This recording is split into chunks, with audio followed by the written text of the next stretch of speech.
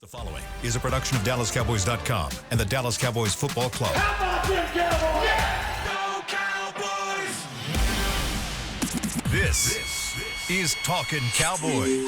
Streaming live from the Dallas Cowboys World Headquarters at the Star in Frisco. C.D. Lamb, touchdown. End zone, Jake Ferguson. Prescott keeps it, and he bangs it in for the touchdown. And now your hosts, Isaiah Stanback, Patrik Walker, Josh Rodriguez, and Kyle Yeomans.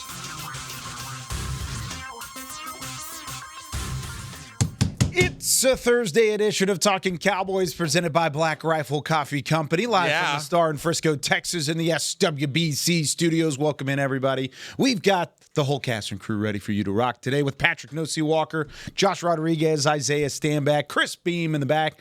I'm Kyle Yeoman. So glad you were with us. And today is an extra special twofer episode of Talkin Cowboys. Hey, yo. You get the... Hey, yo.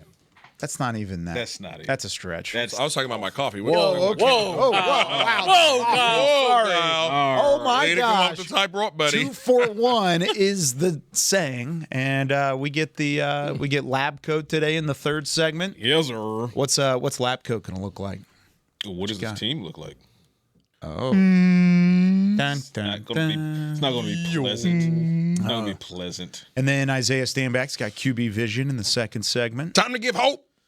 Oh, got a little bit of hope. It's a good balance. It is. Wow. It's a good balance. It is. I like that. And in the fourth segment, my life story. I was very young when I was born. I was very young when I was born. Yes. Yes. Yeah. I know Josh and I get left off in these episodes. Yeah, we don't. I mean, you got KY's. What is it? Stat of the week. Stat of the week. Yeah, That's what it is. That'll come up tomorrow. I've got a stat cooking. Ooh. Stat cooking. Yeah, trying to find my own Look at the wrist. my own stat this week. Flambe it, dude. Yeah, Yes. a little creme brulee. She saw Kyle over the stove. She thought he was back.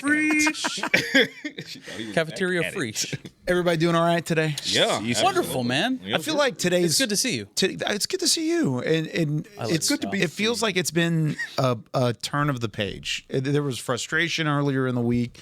There was a little bit of animosity at times, just with this football team and between the fan base. It's time to get down to business. Yeah. It's time to put your best foot forward. Get in the weeds. You know what's going on. You know how you're dealing with injuries here. You know that C.D. Lamb is not playing. You know that Tyler Booker is not playing. So you have to put your best foot forward. And I think, at least as far as press conferences go, and we'll hear from coordinators today, but you get a sense that everyone is – it's time to get to work. Hell yes. Yeah. I think, Payback. of course, the primetime window plays a factor into it all, and the opponent plays a factor into The it. drama. The storyline. drama plays into it. Chorizo's coming to town. That's exactly right. Get your popcorn ready. Yeah, I'm excited about this weekend. It's going to be an incredible atmosphere. I know Cowboys fans are ready to welcome in Micah Parsons with certain arms. I'm not exactly sure what exactly it's going to look like. Be a split decision. Yeah, I think so too. I think there are going to be boos, and I think there are going to be cheers at the same time. Yeah, it's going to be a little bit of both. I'm thinking it goes 50-50. Sensation. Either way, How do you it's guys gonna feel be about loud. the tribute video? I don't understand why everybody is losing their mind over the That there's a lack thereof. Yeah, no tribute video. Not happening. I'm all right with that. Did you I'm expect it? completely fine with that. What I would like to see It's is a player that played out his rookie contract. Micah laying on the sidelines as on the big screen. You know what I mean? Just bam. You know what I mean? Just that Oh, so image. you want to go full petty? He's going to be so emotional. 1,000%. I like use it against him. Yeah. Yeah. Yeah. He's going to be on freaking. He was going. you don't wanna kill him he was with gonna kindness, Find then? a way to get himself ready for this game, Bro, no matter what. He's going to be too amped. And that might work against him. That's what I'm saying. Yeah, that might work against I don't him. know. Luka cried on the bench prior to taking the floor at the American Airlines Center for the first time as a Laker, and he put up 59 points. Didn't we, He also didn't Well, ask but him to didn't, trade all him. right, didn't we agree True, that those two different. situations are different? They are literally, But you can't chip Luka. No. But I'm talking about the situations are completely All the different on previous. how we got there. But I'm talking Did he about score the that much? emotions of returning home. That's similar. That's fair. He scored that much? Luka, Yeah. he put up 59 Yeah, he points went- or 45 or one of the two. His vengeance was different, though, to me, anyway. Yeah, probably. He had a little bit more oomph. And our listeners are cooking too because they're saying no video. I don't. Yeah, I don't. I'm right I there don't with like how things went. I don't like how things degraded. I don't on either side.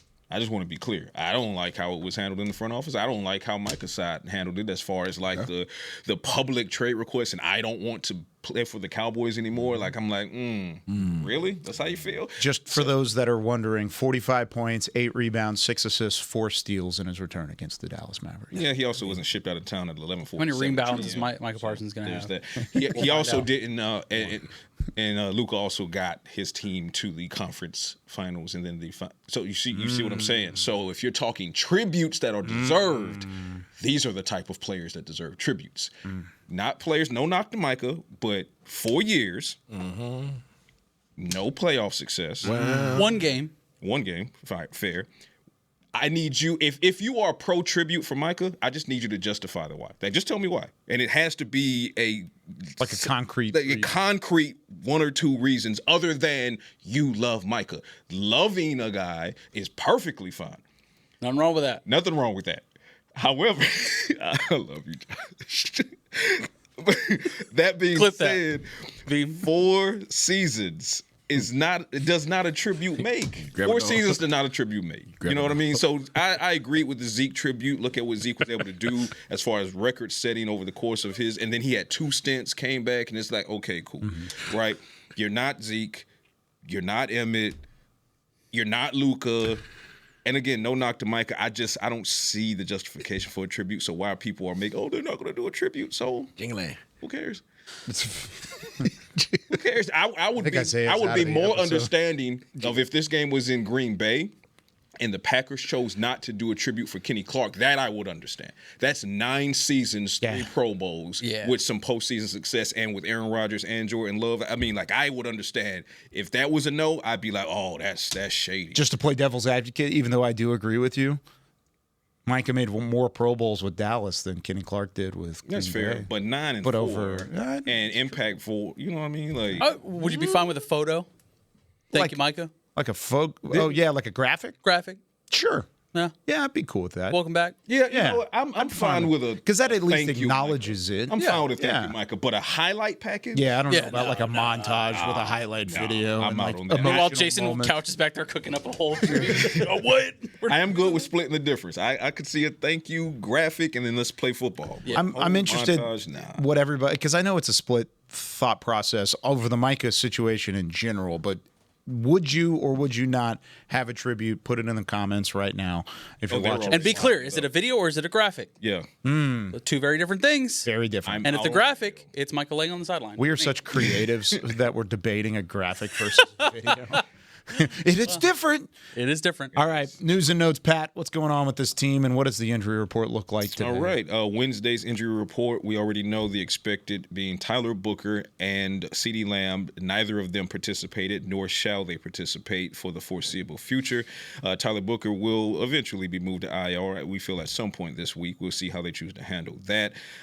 Good news, Deron Bland continues to trend toward taking the field. He was back in practice yesterday, and in a limited capacity, so he is ramping up. All signs point to him having a green light as long as there are no setbacks this week. The front office has said it. Schottenheimer has said it.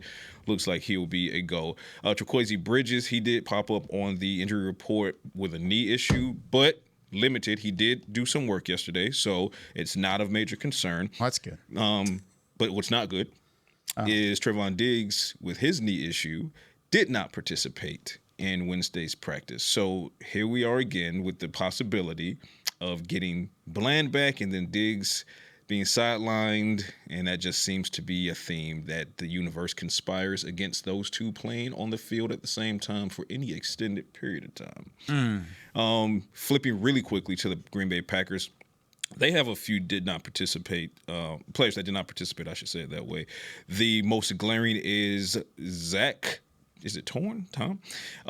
Their offensive lineman, their starting tackle, right? Oblique injury. He did not participate. I saw some reports yesterday that says he's going to miss this game.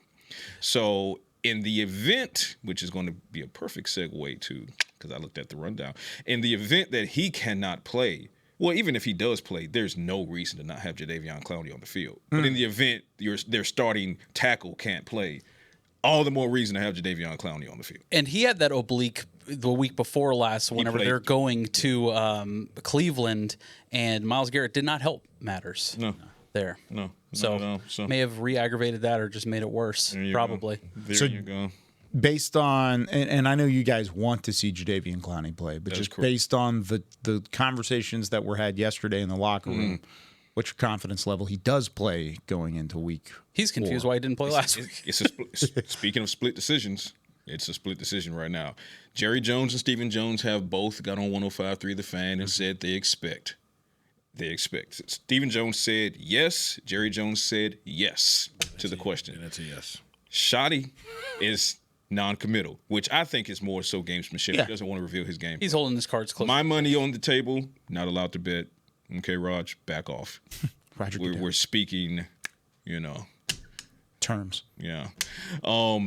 If I were to put money on the table, I would say that Jadeveon Clowney plays this game because what do you have to lose by playing him now that he's been here a couple weeks to get prepared? You don't have a pass rush that's getting home consistently. You're staring a 1-3 start to the season in the face. You can't justify to me why he's not on the field if he's not on the field. Get him on the field. I think he gets on the field. And also let him cook. You can feel that frustration bubbling beneath the surface because, like you said, he wanted to play last week. He was disappointed that he didn't. I don't know if you want to pull that twice. Yeah. Oh, Jim. I don't know, Jim. Oh, Jim. Get him out there. Get him out there. How much of an impact do you feel like Clowney could make, Isaiah, when he gets back into the fold? I know we've talked about it a little bit throughout the week, but even just hearing the pause to put him in the game last week, does that mean we're still going to see him on a pitch count? I don't know. We haven't seen this dude since last year, so I have no idea what his conditioning level's like. I don't know how he's coming off the ball. We literally are going into this game blind with expectations from 7 months ago. Yeah. So, I mean, none of us know, right? It's all hope. And a lot of the circulation, at least on social, and who knows what his conditioning's at, but a lot of people are saying he's just not as big as he used to be. No, he's thin. He looks really thin. I mean, even Jesse Holly was saying he looks like a wide receiver out there. I can tell you why. It's the conversation that he and I had right after he signed his contract. He said, and I mentioned it on the show, that the Panthers had him doing more coverage than he had ever done in his career. So he dropped 10 to 12 pounds in order to be able to cover better. Now he's trying to work toward getting that 10 to 12 pounds of muscle back. So as you see him right now, that's the answer for why he looks slimmer. But if his plan, if everything goes according to plan with the dietitians and the training staff, he should look a bit heavier 3 weeks from now, right? So, yeah, but that explains why he looks a little bit more slender. My thing is, regardless of his condition right now, I want to see someone else besides Donovan Ezraku. I just need to see something different. Something else. Yeah. James Houston and Jadeveon Clowney. What are you looking at here, Isaiah? I'm just James Houston and You're being coy, Isaiah, today. Why are you back? My least favorite Isaiah. I'm locked and loaded. I'm locked and loaded, buddy. We just don't. I mean, we don't know what Clowney can bring. We'll find out.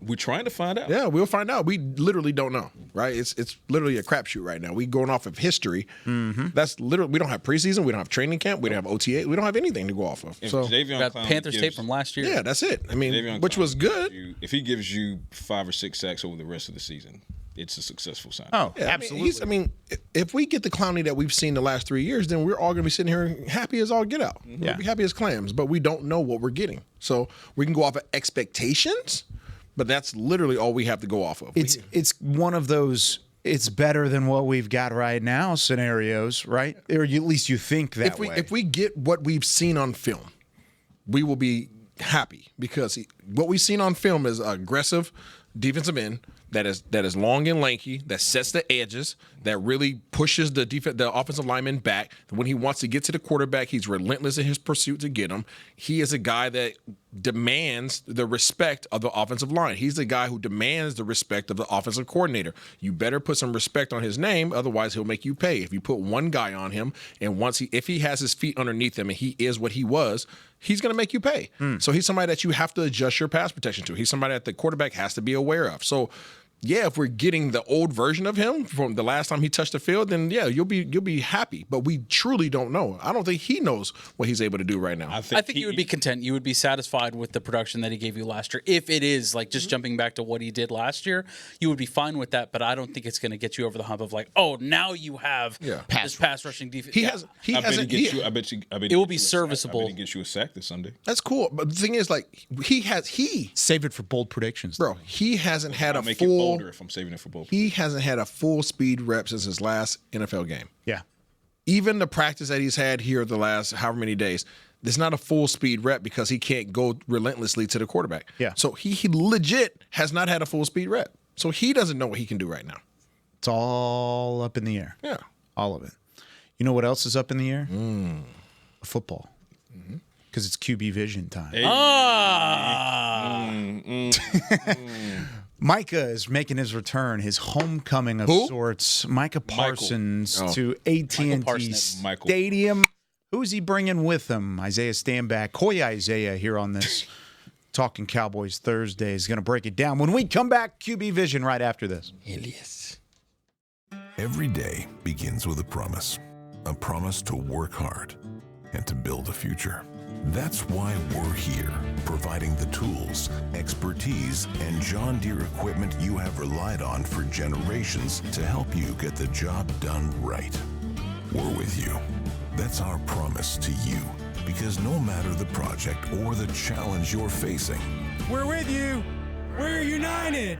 If you're looking for fresh American roasted coffee that gives back, you need to head to your local grocery store and pick up a bag of Black Rifle coffee. That's right, America's coffee is now available in the coffee aisle of a grocery store near you. Black Rifle Coffee Company is veteran-founded with a mission to give back to those brave men and women who have served our nation. Every bag, box, or can you purchase helps support that mission. Head to your local grocery store and roast yourself some Black Rifle coffee today. How's it going? You see that Cowboys game? Oh, I watched. Been seeing some good things.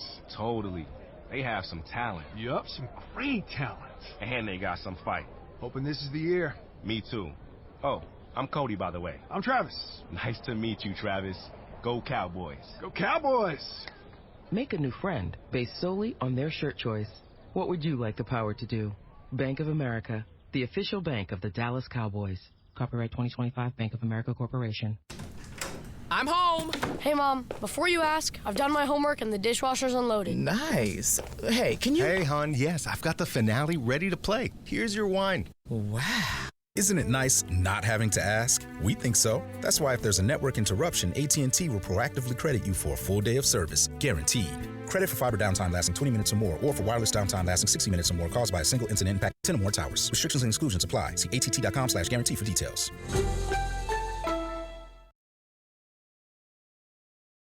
Back to Talkin Cowboys. Back here on Talkin Cowboys, presented by Black Rifle Coffee Company, the official coffee of the Dallas Cowboys. Love me some Black Rifle coffee. This segment is brought to you by Invisalign, the official smile of the Dallas Cowboys as well. You know, they say when you have Invisalign, you're not supposed to drink coffee with your Invisalign because it turns them yellow. Yeah, you're not supposed to do it. Here's the thing. I don't want yellow teeth. Of course not. I don't either. But I also don't want the pearlescent white teeth. Yeah. Where it's like you look like you got the chiclets in your... Yeah. You know what I mean? You look like The Mask starring Jim Carrey. Yeah. You know what I mean? That's what half It's like, I want to be a normal human being. I don't want to... Like, it's just a scary thing. When a lot of people are doing that. I know. It's terrifying. Smoking. It is smoking. Have you seen the new wave? Now they're starting to give like diamond cuts to people's veneers. Yep. You know what I would do? I would fully replace my teeth with diamonds. I would do it. What? Yeah. Really? You go like full Lil Wayne. Be like CD. Wouldn't that be such a like dichotomy? CD's though? got Like some diamonds. He got diamonds in his mouth. Diamonds. When you're talking Cowboys, Yeah, but he like does like 3 on yeah. bling blow. I got the CD teeth. You know what I'm saying? Yeah. Okay. CD's teeth. All right. Well, talking teeth. Here I on love that Kyle's just a Thursday. supportive dad. Like, It's like, yeah, I like it. Whatever son. you want to do. solid I do dental agree with you, plan. though. You Oh. can't have too white of teeth. It's too much. just Bling blow. just a shade, chill out a little bit. a shade or so. Knock it down You know what a I mean? little, you know? we don't got to go full. Yeah. We're all trying to be people here. We're all trying to make it happen here. We're all human beings. Talking dental plan. I will be getting Botox, though. You know what we are going to be talking about? It's a little bit of this. Wide 80. Wide 80. It's time for QB Vision with Isaiah Standback. All right, guys. We're back. I'm excited. You're excited for I am Sunday excited, night. man. Listen, let's talk about it, okay? Let's call the spade a spade, okay? We're playing against the number one defense in terms of points per game allowed, number one defense in terms of yards per play allowed, number one defense in terms of passing yards per play allowed, and the third best ranked rushing defense in the league. Those are the facts. Yes. You're playing against a very aggressive defensive team. Their defensive backs will come hit you. Their defensive line wants to get after you. Their linebackers want to get to the quarterback. Okay, these guys are very aggressive. So that's enough gas. Okay, that's enough gasoline on their little flyer that they have there. Let's talk about where they're weak. Ooh, let's talk about where they're weak. Curious. They're supposedly the third best rushing defense in the league. I don't believe it. Exactly. I'm not a believer. I am not a believer. These guys are only allowing 64 yards per game. Not a believer. You know why? Why? Because their interior D-line to me is they're just not impressive. They are not impressive. They missed somebody named KC. And no, I'm not talking about fried chicken. Kansas City? Masterpiece? No. Okay. Kenny Clark. Okay, they thought they can get by without Kenny Clark. They thought we don't need him. We got Micah. We got Micah coming in. They miss him. The reason why they miss him is because Kenny Clark not only can two-gap and hold the forward at the point, but Kenny Clark also wants to get vertical and get between your offensive linemen and get on the other side of your offensive line. Their interior defensive linemen that they currently have do not do that. They are true stand there, hold the fort, two-gap guys that just want to push and bull rush. That's what they want to do. But they're not getting any actual push. They're not. Sometimes they do. Sometimes they do, but they're more vertical than they are anything, right? So if you had to say, my center and Cooper Beebe is out, and my right guard is down to my third guy, who is now TJ Bass, and I'm missing my two starters there. The one thing I will want the opposition to do with their interior D linemen is what against Brock Hoffman and TJ Bass? Be bull rush guys, please. That's the one area I actually feel comfortable and confident with those two gentlemen. So do it. That's all they can do. That's what their interior D linemen can do. So this 64 yards per game, let's test that. Let's test that theory. I believe that the Dallas Cowboys can run for 125 on these guys. Wow. I truly do. To quote the great King Leonidas, we'll put their names to the test. Yeah, I truly do. I truly do. So I would like to see that be tested. Now, what you don't want to do, is you don't want to find yourself in passing situations on a consistent basis. You don't want to find yourself in second and long, third and longs. Behind the chain. You don't want to do that. Why not? Because the best portion of their defense is their front seven and their ability to get to the quarterback. That's right. They can do that. And how do they do that? Well, they just have better guys than you. Let's just call a spade a spade. So you don't want to be in that position. Who do they have on that defensive front? Well, guys that you need to be concerned about. Well, there's number one. You obviously know about him. Micah Parsons, who has not been an every down guy for them, but he's been a rotation guy. Why is he a rotation guy? Because they have a number of guys that can play that position. Along with him is going to be, let's talk about maybe Rashawn Gary. Number 52, for those that don't know. Kind of good. He's kind of good. He likes to line up in not only a 7 tech, a 9 tech. He lines up in like a 15 tech sometimes. Yeah, he is way out. He's way out there. Okay, so he's so far out there that sometimes he will come off the chip from your tight end who is detached from the offensive line and still work his way all the way back to your tackle who is then waiting on him and is probably giving too much. But if he's able to get to you, then you are spending way too much time in the pocket because that's how far away he's coming.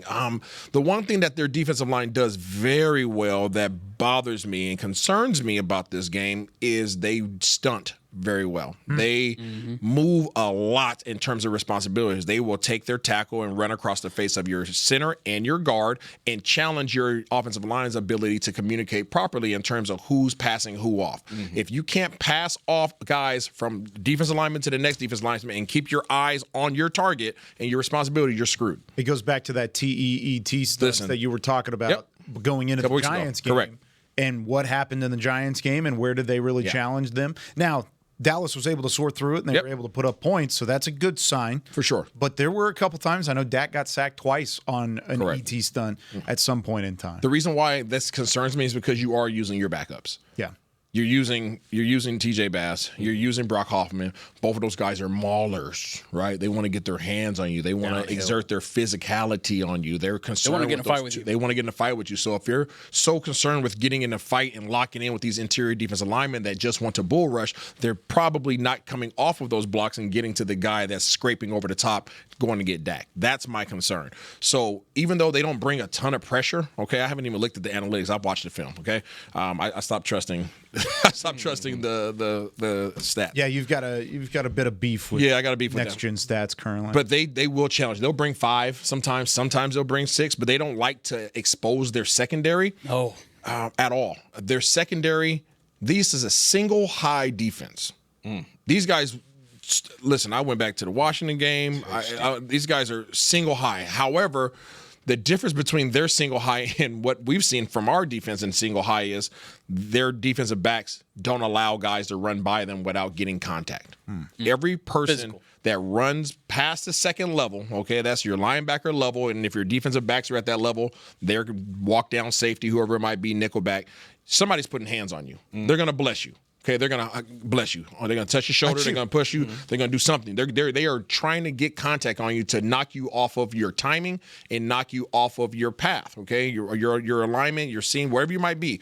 They don't want to allow you to just run free. So expect contact. So when you start thinking about it from that context, your receivers have to play this game physical. That's why I'm concerned about this. From what I've seen from our receivers to date, we haven't put it on tape. Okay. From what I've seen, George Pickens doesn't want that contact. From what I've seen, Tolbert can get easily knocked around on with this style of defense. Turpin. And who did I say? I meant Turpin. Turpin can get easily knocked around. Tolbert, just his stature, that makes sense. Yes, Tolbert to me is probably your best option from what I'm seeing on tape. From what I'm seeing on tape. Now, that could be completely different, but I'm talking about body type. I'm talking about willingness, ability to fight off defensive backs and catch the ball with somebody sitting on their back. In that capacity, it sure would be good to have Mingo on the field. Yeah, I hear that. As far as physicality. I hear that. Absolutely. But he's unavailable for at least another week. Last thing I'll mention here, okay? Guys, I work from the D-line to the second level to now the third level. Cover 3 team, these guys want to keep everything in front of them. Cover 3. They'll play man-to-man as well. They don't mind matching up man-to-man because they want to get physical. Again, as soon as you're supposed to only contact in 5 yards. As soon as you get to 5 yards, seemingly that's when their hands become Velcro. They want to get on your hip. They want to get on your shoulder. They're sticky. They want to play everything from back down. They're not letting anything get behind them. The safety, when you watch, their safety is unconcerned about what's going on in the backfield. These guys are sitting back 25 yards deep, and they're keeping everything in front of them. Hardly ever will you see these guys turning and running backwards because their job is to keep everything in front as a safety. Talking about 33? Wink, wink, yes. Oh, my gosh. Yeah, he's great. Their second level sinks, okay, very well. So you're going to have to be very patient offensively. You're going to have to be okay with dinking and dunking. Yep. The reason why they sink is because as the second left, they're going to cover 3, right? These guys will drift back. So now your linebackers, instead of them being at the 7 to 8 yard mark, these guys are really at the 10 to 12 yard mark. Safeties and corners are even further back than that. So you're left with the option of what?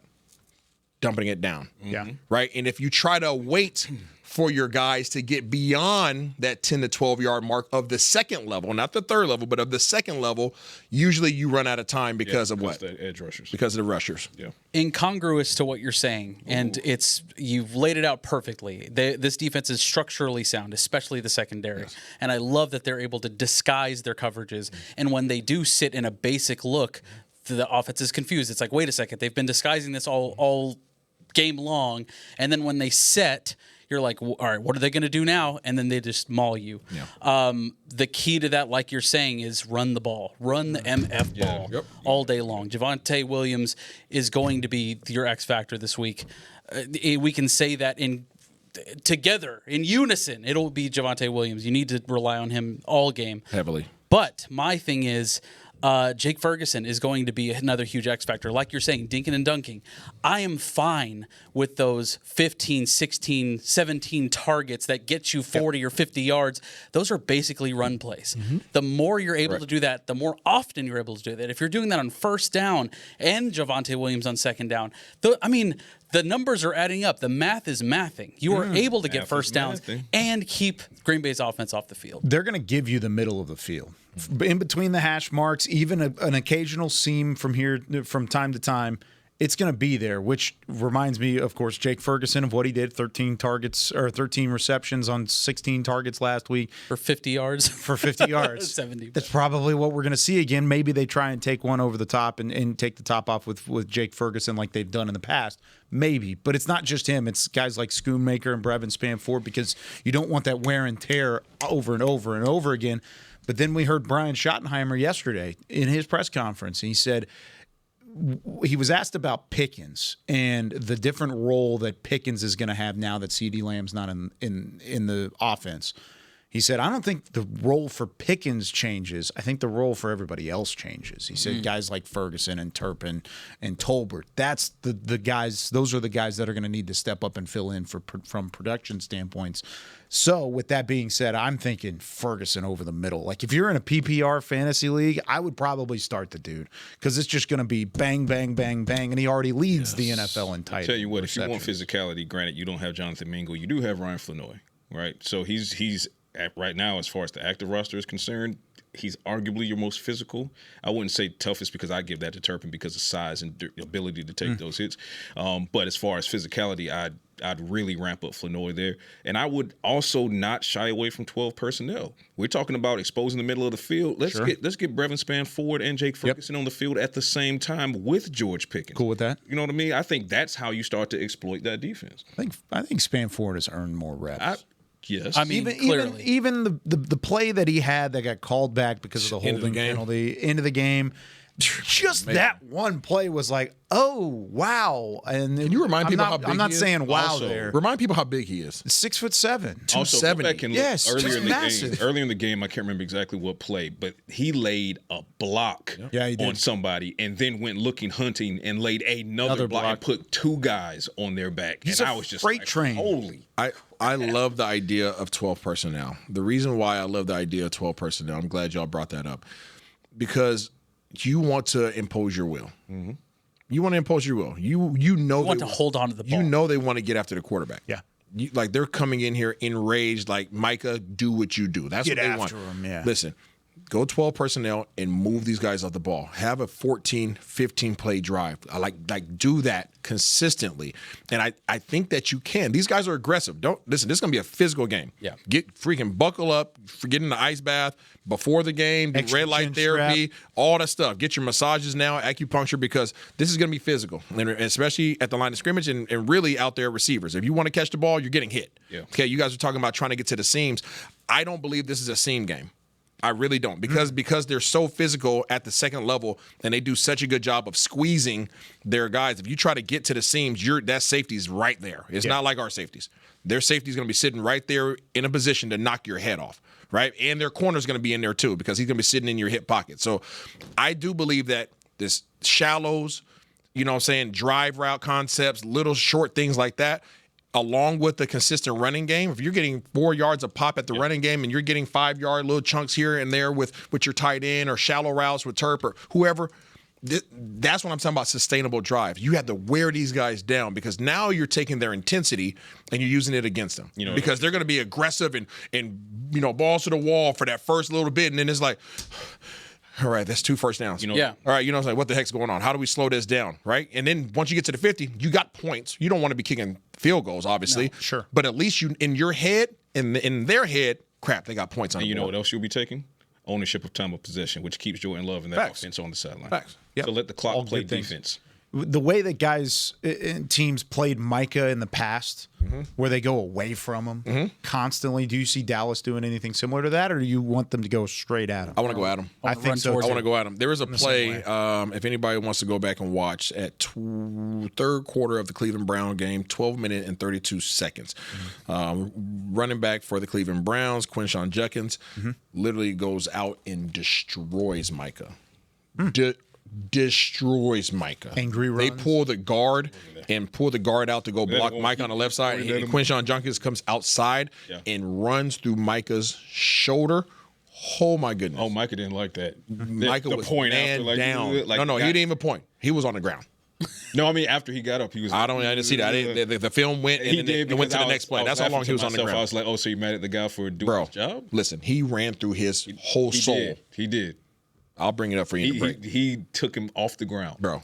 Now, I haven't seen anybody on the Cowboys do Oh, exactly yeah. that? Oh, yeah. You hope so, but as far as physicality goes, I don't know that you necessarily have those guys that are going to go at them in that way. You hope. I mean, we're all here thinking and idealizing Dallas being physical against this team when you haven't necessarily seen that in the past.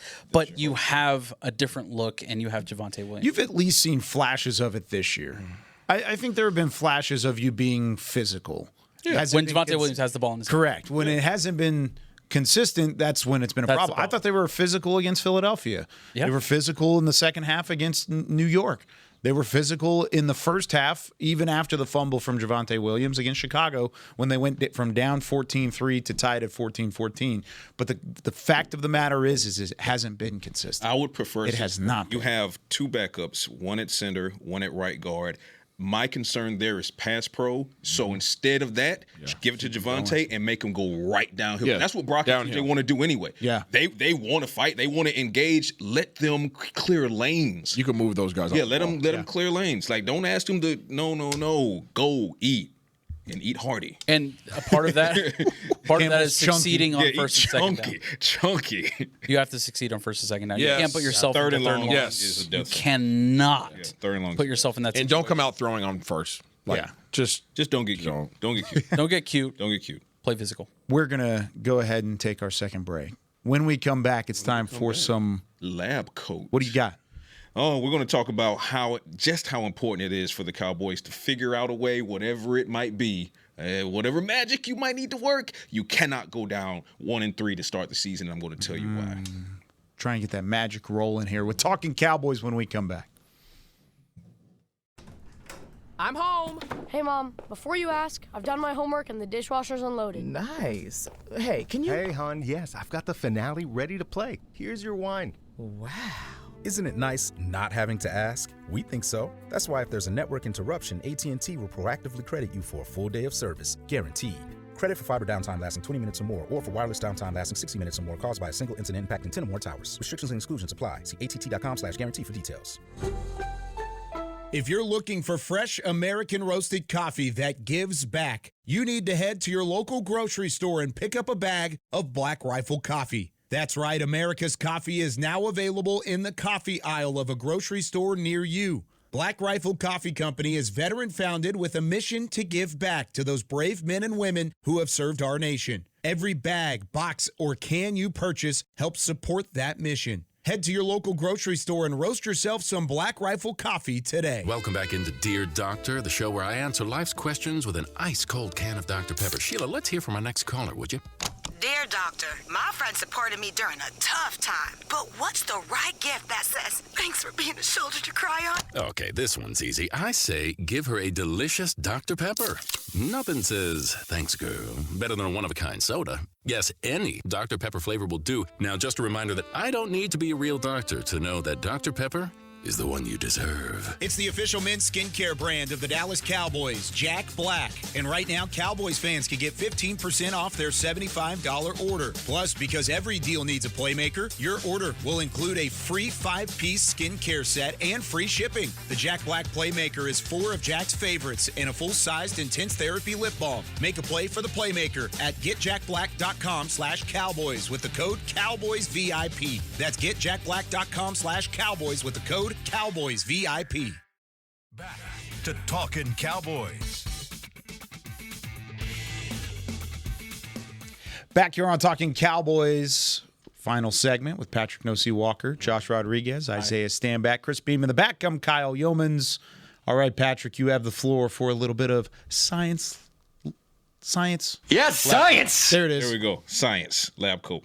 All right, so let's talk about starting a season a season record-wise. Okay, so the Cowboys started off with an 1-2 record. Escaped against the Giants. Cool Beans got whopped by the Bears. Not so cool beans. And here come the very pissed off Green Bay Packers on the heels of losing to the Cleveland Browns. Very, very good Cleveland Browns defense, as your defense is still trying to figure out how to get from the bottom third. I think they're third worst in the league right now as far as defending the ball. Not great, Bob, NGB. So here's the thing. Shoddy is saying all the right things. I'm sure the coordinators will say all the right things. Every game is a must-win, no matter what the record is. True enough. Go 1-0 this week. However, go 1-0 this week. Cool. That's what you need to do. Here's why. When an NFL team starts off at 1-2, they have 30% chance of making the playoffs. That's where the Cowboys are right now. Okay? Not great, but it's workable. Okay? If they find a way to go to 2-2, I don't care how you do it, just figure it out. If you figure out a way to shock the world and defeat the Green Bay Packers on Sunday Night Football, your odds jump to 42%. A 42% chance of making the playoffs. Now you're flirting with 50-50 at that point, as far as the odds are concerned, if you can just get to 500 at 2-2. However, if you lose this game and fall to 1-3, your odds of making the playoffs become 15%. 1-5. You have a 15% chance of making the playoffs since 15 out of 30? No. Oh. 15 out of 100. That's not good. Yeah, because your math wasn't math. But I know you did it on purpose. Only 15%.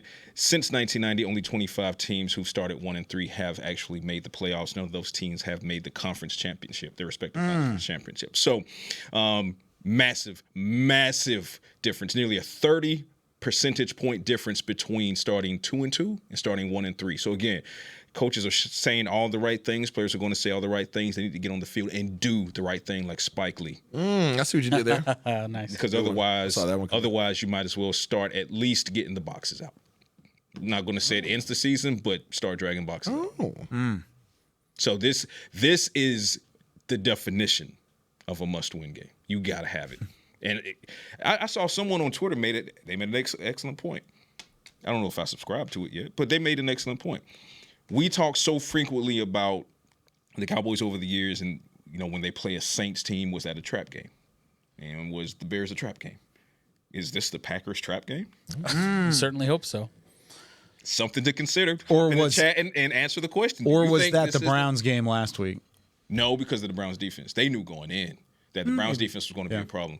Coming in to play the Cowboys, especially on the heels of the Cowboys offense losing CeeDee Lamb, Tyler Booker, and struggling to score points against the Chicago Bears defense, the Packers are looking at the Cowboys defense and offense, and they might see lunch. Might this make that a trap game for the Packers? I'm just curious what the fans think, because somebody tweeted it to me yesterday, and I sat back. I said, in my very Josh Rodriguez voice, I was like, might this be a trap game for the Maybe? Maybe. Do you think it is, Josh? I see what you did there. What's that? Do you think it is? I don't think it deserves to be one. I think you have enough juice on both sides to argue a win or a loss. At least for me, and selfishly, viewing this from a Dallas Cowboys lens, you have to have this game. You gotta have it. And this has been circled on my calendar since before the Micah trade. They have not won against the Green Bay Packers at home. That is a embarrassing stat. The fact that the last time they were here absolutely crushed your dreams. We were all there. We all witnessed it. It was one of the worst losses personally as a fan I've ever seen, and to the organization, one of the most devastating losses because of the everything that fell after that game. You still feel it to this day. You're still feeling the home field advantage you had going into that game. Yeah. The aftershock of that game still lingers with you. You need to get right, no matter who's on the other side of the ball. I don't know if you're wearing a star on your helmet. I don't know how you don't play your best game against the Green Bay Packers. Leave it all out there, man. And this Lab Coat edition will be inclusive in today's Science Lab column that drops this morning on DallasCowboys.com. So make sure you check out that. Science? Maybe it will. Science. Well, Webmaster says maybe it will. I mean, he's a great chair dancer, so maybe if I just throw a little... Okay, never mind. You tried. It was a good shot. Good try at it. Were there such things as trap games in your mind, Isaiah? No.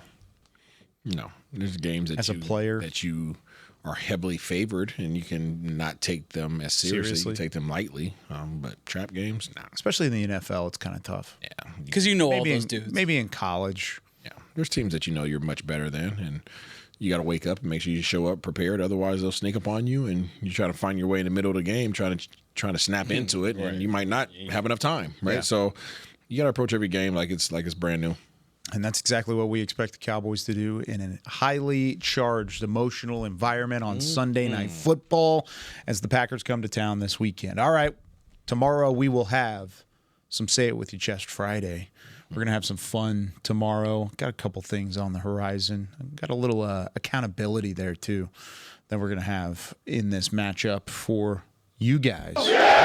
There you go. And a little bit of that, too, as we get our pick'ems in tomorrow. Say It With Your Chest Friday. You don't want to miss it. For Patrik No-C Walker, Josh Rodriguez, Isaiah Stanback, Chris Beam in the back, I'm Kyle Yeoman saying so long from Talking Cowboys. We'll see you tomorrow. This has been a production of DallasCowboys.com and the Dallas Cowboys Football Club. How about this, Cowboys?